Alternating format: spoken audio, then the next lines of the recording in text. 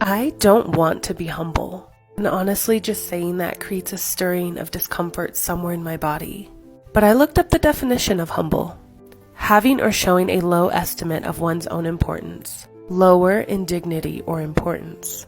As a woman, as someone who's queer, as someone who grew up in a Christian household, it is my instinct and my conditioning to minimize, to be that lower person of importance. And I see this with my clients.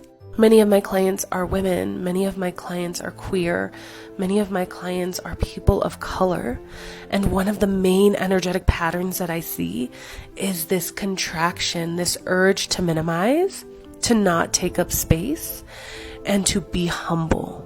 And sometimes we minimize to be safe, sometimes we minimize to be liked, and sometimes we do it because it is just our conditioning. As a society, we still expect women to minimize their bodies, their energy, and their opinions. People of color are asked to minimize their voices, their experience, their emotions. Queer people are asked to minimize their existence, their love, their relationships, their identities, and their appearances for the comfort of others.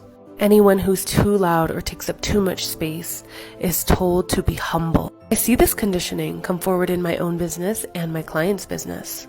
It is something that we heal and we disrupt and we work through together.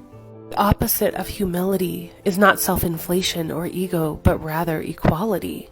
By definition, to be humble means to be of a lower importance.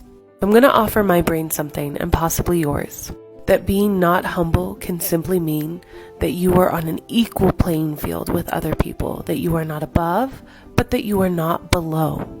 Place where you have permission to celebrate your wins and to take up space and to honor your needs and your boundaries and to celebrate others who are taking up space with you. You no longer see others who are winning as above you or on another level, but just on the same field, on a different timeline.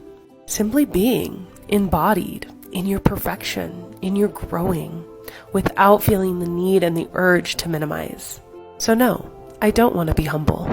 And babe, if you're watching, take up space because somebody else is watching you and waiting for permission to start taking up space on their journey.